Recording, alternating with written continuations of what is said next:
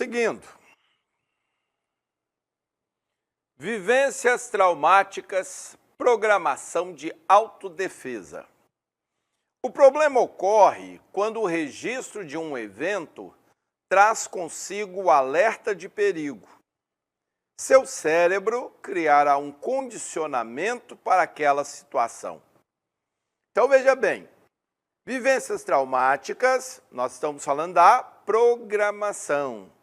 O que estamos vivendo, vivenciando dia a dia, vai gerando uma programação em nós. O que são os traumas? É uma vivência que foi traumática. Não ocorreu de forma positiva. Algo que nos trouxe medo, angústia, aflição, nos fez chorar quando crianças. Isto é uma vivência traumática, ou seja, um registro memorial que pode se tornar um trauma. Aqui nós temos algumas situações. A criança brincando com o cão a estranha e de repente morde o seu rosto. Você observa o estrago que fez no rosto dessa criança. A visão dela foi de todos aqueles dentes, abertos ali, rasgando o seu rosto. É uma visão que ela não vai esquecer facilmente, com certeza. Então, por mais que ela gostasse desse cão, a grande probabilidade de ser gerada agora uma fobia em relação ao cão, porque ela sente a dor, ela percebe a ferocidade do cão e isso a faz temê-lo. No tálamo, que fica no sistema límbico, se acende um alerta de perigo para cão e irá gerar um condicionamento de evitação. Isso é perigoso. A sua experiência com o cão foi perigosa, te trouxe dor, você chorou, você teve muito medo e você com certeza não quer passar por isso de novo. Então o tálamo sempre emitirá o alerta de perigo quando ela vê um cão, qualquer que seja. Não precisa ser necessariamente esse cão. Aí é o princípio da fobia de cães. E se aplica a qualquer tipo de fobia. Vai sempre acender o alerta, o tálamo aciona a amígdala cerebral, descarga de adrenalina, alterações fisiológicas por causa do excesso de adrenalina no sangue, que vão trazer tremores, alterações intestinais, renais. Você fica todo alterado, só de olhar para o cão. Quem está fazendo isso? Tálamo e amígdala, através da adrenalina e noradrenalina. Nasceu a fobia. E o que é isso? Uma programação defeituosa.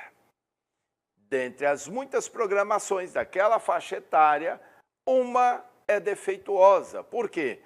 Vai resultar lá na frente em um transtorno chamado fobia. Ou seja, relacionado à imagem do cão, há um registro memorial na mente da criança com dor, medo, imagem do ataque, alterações fisiológicas, alerta de perigo.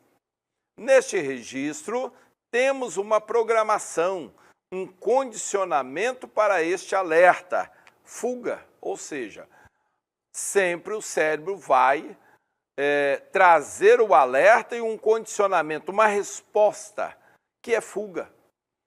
Trocando em miúdos, um acontecimento traumático gerou um condicionamento ligado ao medo, como alerta de defesa e sobrevivência. Uma reação imediata e instintiva. Você foi programado. Você foi programado a sempre fugir do cão. Programado a temê-lo. Programado a evitá-lo. Resumindo, você tem fobia de cão. Onde ela nasceu? Lá na infância. naquela experiência desagradável com o cão. Um registro foi para o tálamo, com um alerta, perigo, o cão é perigoso. Assim nascem nossas fobias. É apenas uma programação. Não nascemos com medo de nada. O medo nasce em nós através de nossas experiências ou das experiências de outros. Até mesmo do conhecimento que vem. Noticiário, um filme. Muitas pessoas têm fobia de aviões sem nunca ter voado. Mas já viram no noticiário aviões que caem e morrem todo mundo. Acidentes aéreos terríveis, com mais de 200 mortos. E isso traz o pavor àquele indivíduo. Então você não necessariamente precisa ter vivenciado pessoalmente algo muito perigoso para lhe nascer a fobia. A experiência dos outros é o suficiente.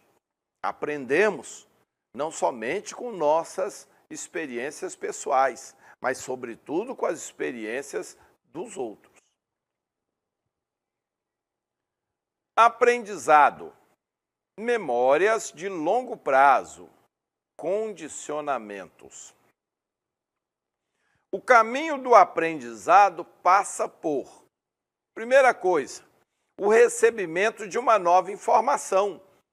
Algo novo é chegado a você. O hipocampo procura no seu banco de dados, não encontra uma informação similar que está chegando. Ele entende, é algo novo. E vem o tópico 2, ele faz o registro no local adequado.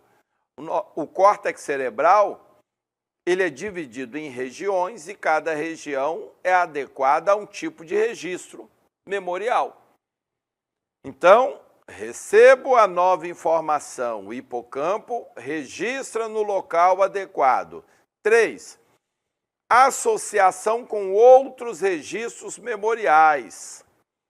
Um registro, ele tem link com outras informações. Exemplo, o registro de um cão que você conheceu. Tem a aparência do cão, imagem, cor, tamanho. Tem o som, como é o latido deste cão, é potente, é grave, é agudo, é baixo. Há os gestos, a reação desse cão. É um cão brincalhão, amigável, ou é um cão que inspira medo? É um cão de guarda? Então, são informações que são links. Cada informação está num lugar diferente, mas estão linkadas. Se você se lembra de uma, se lembra das outras. 4. Busca de um condicionamento relativo à nova informação. Essa informação, ela é necessária para mim para quê? O que eu preciso saber em relação a esse novo conhecimento? Digamos que seja sobre, ainda falando do cão, um Rottweiler, um Pitbull. Qual é o condicionamento? Cuidado, evitação. Este é um cão que é bravo, é perigoso. Mas se é um Chihuahua, um Basset,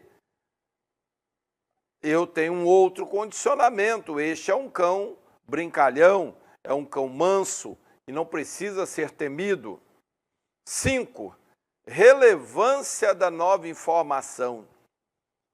A importância que eu dou a essa nova informação que está chegando fará com que o hipocampo a registre de uma forma ou de outra, dando mais ênfase ou não.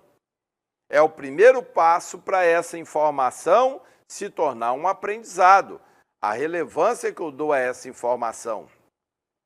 E 6º, evocação da memória, o acesso a essa memória repetidas vezes. Então, o caminho do aprendizado é esse. algo novo chega a você, uma nova informação. Algo que você não tinha no seu banco de dados, está tendo contato agora. Muito bem, o hipocampo então procurou, não achou nada similar. Ele registra. Registra no local adequado, de acordo com a informação. Se é imagem, banco visual. Se é auditiva, temporal. Se é sensitiva, parietal. Cada informação tem o seu lugar no córtex cerebral. E veja bem, a partir daí, ele quer gerar um condicionamento relativo à informação. Quanto mais informações ele colher, melhor ele vai fazer a sua gestão em relação ao que você está aprendendo.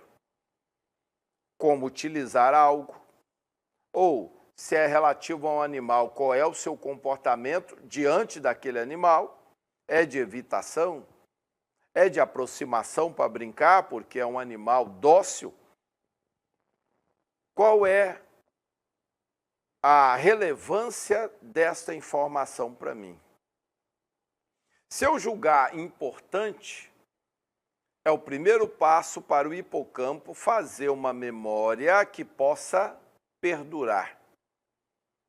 Ela vai ter um status de memória de curta duração, mas que pode se transformar em memória de longa duração. Depende da relevância que eu dou. E, a partir daí, o número de acessos a essa informação estará mostrando para o hipocampo que aquele assunto, aquela informação é importante para mim. Porque volta e meia eu acesso aquela rede neural para buscar aquela informação.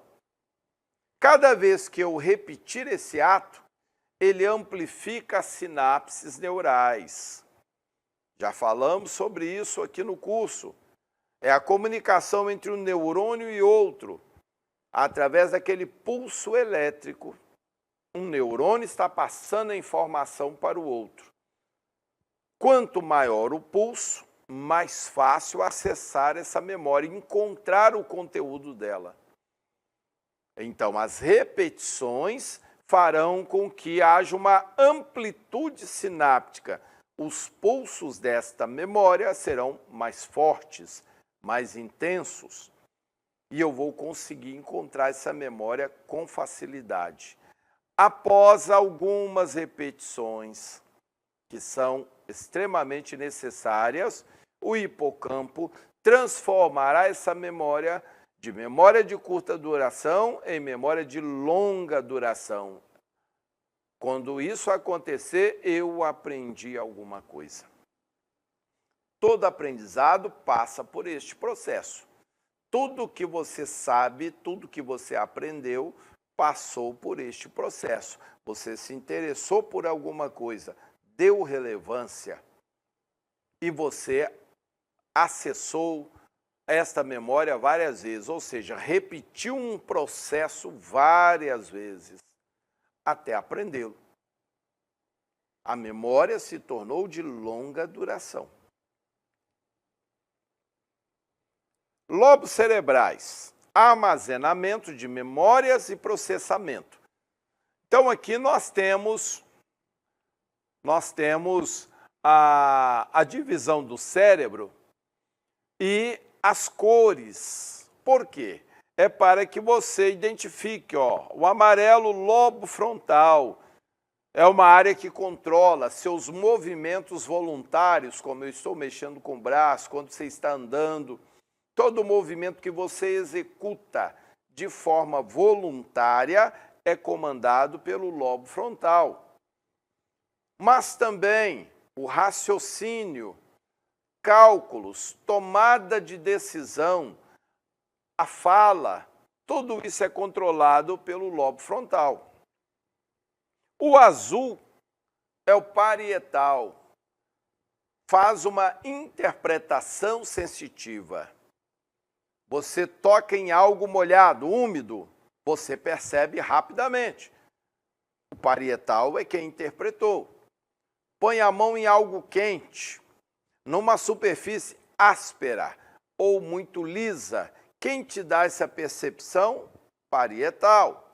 Eu estou segurando esse passe slide. Como eu sei a sua forma? Não preciso olhar para ele. Essa captação tátil é interpretada pelo parietal. Já aqui, essa parte verde, na nuca, é o lobo occipital, nosso banco de imagens. Todas as imagens que você vê, algo novo é registrado, algo que você já viu é interpretado. É uma cadeira que eu estou vendo, é um carro, é um cão. Você identifica a imagem porque você já tem ela registrada. E se chega uma imagem de algo novo, imediatamente o hipocampo registra e armazena no lobo occipital.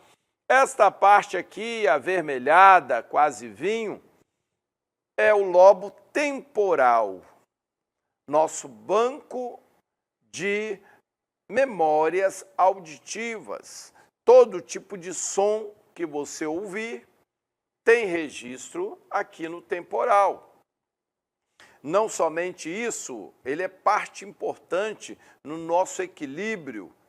Nesta região do temporal fica o labirinto, que ajuda o cerebelo na nuca a nos dar equilíbrio. Os dois se comunicam.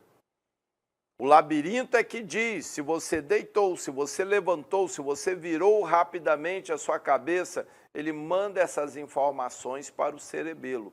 E os dois labirintos ficam aqui nas laterais da cabeça, do córtex cerebral, e fazem parte do lobo temporal, extremamente importantes também, porque sem eles você não tem equilíbrio. A famosa labirintite nada mais é do que uma inflamação em um dos dois labirintos. Então, tudo que o hipocampo registra, ele vai colocar no córtex cerebral em alguma dessas regiões, alguns dos lobos. E quando ele faz o registro e você repete o processo de acesso várias vezes, você vai ser programado. Você aprendeu alguma coisa.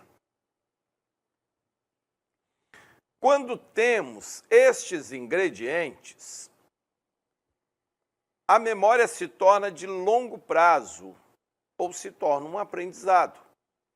Aprendemos tudo que temos contato, coisas benéficas ao nosso desenvolvimento ou não. Do mesmo jeito que você aprende a falar e a andar, pode aprender a ter medo de um animal ou de um inseto. Nasceu uma fobia. Ou ainda aprender que você é incompetente, ou seja, não tem a competência para determinada tarefa, o que chamamos de crença limitante. Tudo é aprendizado. Você aprende a ter medo de algumas coisas. Você aprende qual é o seu potencial, é o que você acredita, que pode ou não pode fazer. Você aprende que é feio ou que é bonito, que é inteligente ou limitado neste âmbito. Tudo é aprendizado. Está ligado ao que ouvimos, o feedback que temos, está ligado às experiências, quando fracassamos, que análise fazemos desse fracasso, de quem é a culpa, de situações ou minha. E quando o indivíduo põe o preço do fracasso muito em cima dele, ele começa a crer que ele é limitado, que ele não é capaz de algumas coisas. Geram aí as crenças limitantes. Eu sou bom para algumas coisas, mas tem outras que não é para mim, pode ser para outro. Uma crença limitante muito comum é o medo de falar em público. A pessoa acredita que não é para ela. estar em evidência, olhares direcionados para ela, atenção, ouvidos, todo mundo ali atento ao que ela fala. Então, esta pessoa não se sente bem com isso. De onde vem essa crença limitante? De uma experiência de fracasso lá da infância. Algo que ela foi fazer, onde outras pessoas a estavam observando, atentas ao que ela fazia, e algo deu errado. Ela percebeu que riram, zombaram, ou talvez seja a percepção dela. Foi uma risada por acharem cômico o erro dela, engraçado, mas ela interpretou que estavam zombando dela. A partir daí ela pode tomar uma decisão, eu não quero mais passar por isso. O tálamo registra na hora. Perigo. Está em evidência, trouxe vergonha, trouxe choro, trouxe angústia, aflição e o desejo de não repetir isso. Então, o tálamo desenvolve um processo de evitação para que ela não esteja naquela posição de novo. Nasceu a crença limitante. Ela foi programada negativamente, mas foi.